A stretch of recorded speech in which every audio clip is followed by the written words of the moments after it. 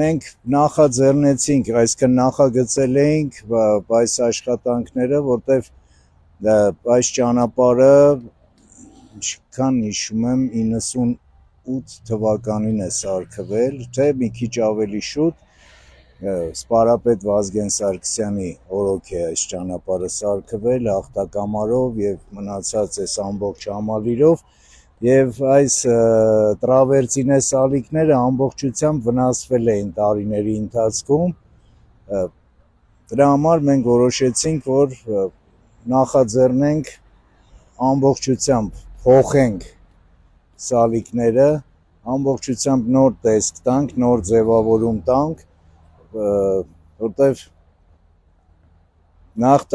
սալիկների չափսերն էլ ենք փոքրացրել ու այսպես ավելի արդյունավետ կլինի ու ավելի երկար կծառայի,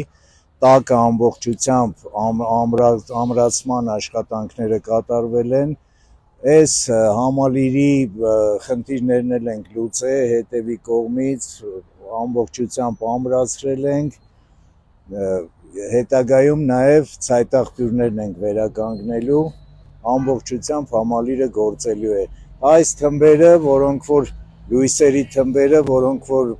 ժամանակ առ ժամանակ վթարի էր ենթարկվում, մեքենաներով հարվածում կոտրում էին,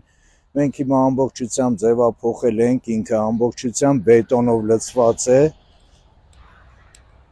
Էսա մի երկու օրից արդեն կափարիչներն է կդրվի եւ մտածում ենք այդ ձևավոր լույսեր, ինչ որ մոմի նման լույսեր սարքենք, որպեսզի ճանապարհը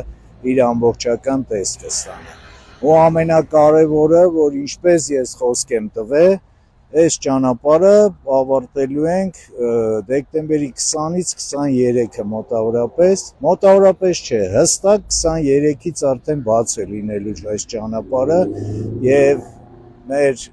Եռաբլուրում հանգչող հերոսների հարազատները արդեն այս ճանապարհով հանգիստ կարող են գնալ։